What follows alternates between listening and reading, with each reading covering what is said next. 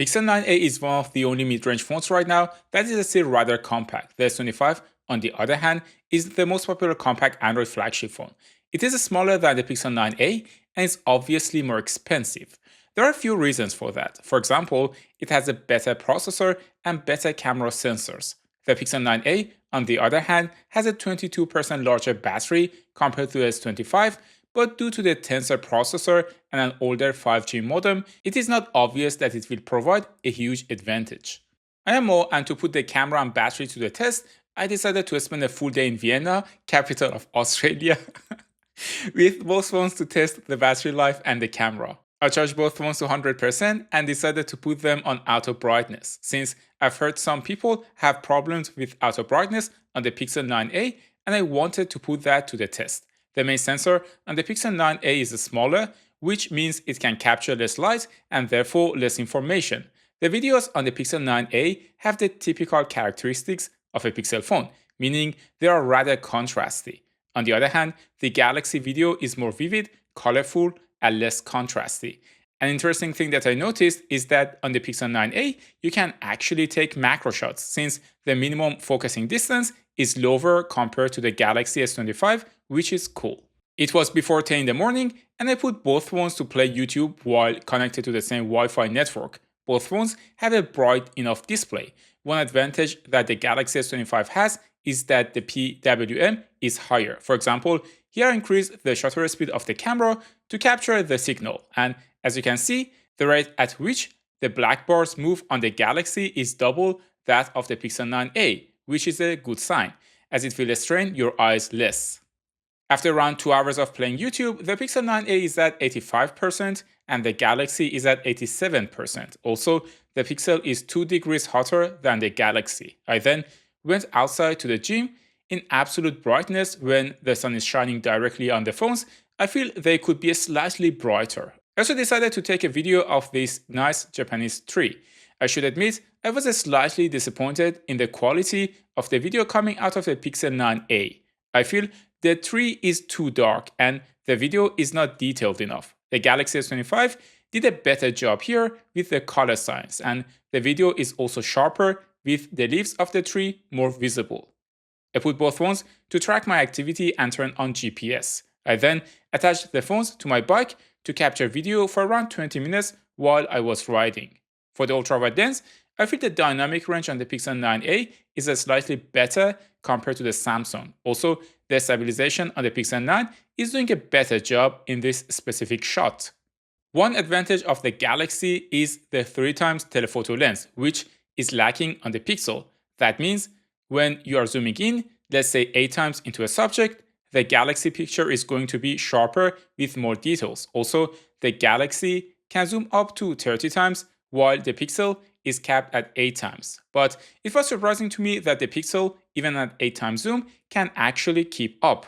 I arrived at gym, and right now the Pixel has 72%, while the Galaxy has 75% battery left. I went to the gym and did an hour of training.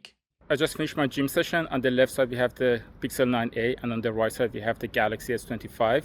The selfie camera of the Pixel 9 is actually wider than the Galaxy S25. On the other hand, with the Galaxy S25 you can also shoot in 60 frames per second on the selfie camera, whereas on the Pixel 9 you can only shoot until 30 frames per second. I really like when companies make a wider selfie camera, which is very helpful when you want to add more people to the frame. I also tried the stabilization on the main lens, and here the Pixel is a little bit more jittery in my opinion compared to the Galaxy. I then picked up my bicycle to go back home since I'm meeting a friend in the evening. By the time I got home, the Pixel had 69% battery left, nice, and the Galaxy had 72%. It is around 5 p.m. and I immediately packed my stuff again and went outside. This time, I'm using Google Maps to navigate to the center of Vienna. I was again a bit surprised by the color science on the Pixel 9a and how deep the blacks are. This could be due to the fact that Pixel 9a has a smaller sensor and can't produce the same dynamic range. For pictures, though, the dynamic range is close, and here the Galaxy picture has a warmer tone. On 3x zoom, the Galaxy picture is sharper and more detailed, but the Pixel is also keeping up well. Even at 5x zoom, the pixel picture quality is decent. Of course, with pixel peeping, no pun intended, you can see the difference that a dedicated telephoto lens makes. But overall, in daytime conditions, most people would be happy with both pictures as long as you don't zoom in too much. By the time I arrived at the center, the Pixel was at 54%, while the Galaxy was at 53%. The Pixel was a degree or two cooler, but it was also dimming the screen more than the Galaxy. And finally, I found Vivek, so we could hang out a bit. It is near golden hour and a perfect time to wander around the city to take some pictures. With the ultra-wide lens, the pictures look very close. Even with pixel peeping, I still couldn't find a meaningful difference between the quality. For the main lens, the color science is very different. The Pixel has more magenta here, while the white balance of the Galaxy leans more green, and that's the same with the 3x telephoto lens. One cool feature on the Galaxy that you won't get on Pixel phones is the ability to shoot in log. Here, I'm shooting with log on the Galaxy, which gave me the opportunity to color grade the scene and give it a bit more of a dreamy look. After taking some photos, we decided to walk to the restaurant. Right now, the Pixel is at 48%, while the Galaxy is at 43% battery. Generally speaking, even though the Pixel has a smaller sensor compared to the Galaxy, most of the computational photography happens at the chipset level, and that's where Google excels. Therefore, in bright daylight, the Pixel is going to produce images just as good as the Galaxy in most situations. That's true even at the slightly longer zoom ranges, like 3x, as long as you don't pixel peep or compare them closely. The difference that is noticeable is how much more bokeh and shallow depth of field you'd get on the Galaxy. The background is more blurry compared to the Pixel due to the larger sensor. I would even go as far as to say that in some photos, like this portrait one, I prefer the Pixel over the Galaxy in terms of processing. But things fall apart when we switch to video. For me, the Galaxy S25 is visibly better compared to the Pixel, and there are two reasons. One, the Galaxy is equipped with better hardware, and two, it has a better and more powerful chipset which lets the phone process more data without heating up. By the time we got to the restaurant, the Pixel was at 43%, while the Galaxy was at 39% battery left.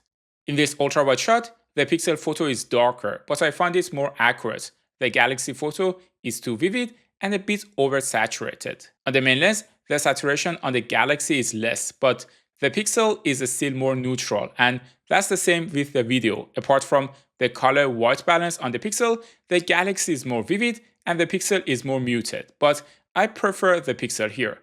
The Galaxy shows its power when it gets darker, where the footage on the Galaxy is just of a higher quality due to the larger sensor. The video on the Pixel is very visibly noisy, and if you look at the sky, you can see that the phone cannot keep up with the sensor on the Galaxy. For pictures, it is a different story, and the computational photography on the Pixel can compensate for the lack of light. That said, the white balance on the Pixel is very off, especially if you look at the asphalt. Also, when it gets darker and there is less light in the scene, even in pictures, you start to notice that the noise level is very high on the Pixel and the phone cannot capture enough detail.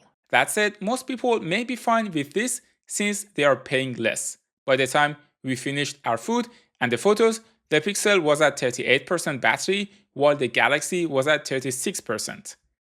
This shows that the Pixel 9a, despite having a 22% larger battery, can barely give you more juice compared to the Galaxy S25 due to the inefficient chipset and modem, even during daily tasks such as playing YouTube, GPS tracking, using Google Maps, and taking photos. When it comes to photos, as long as you have enough light in the scene, the Pixel 9a can give results as good as the Galaxy S25, but shows weakness in low light. Also, I prefer the videos taken by the S25 over the Pixel 9a.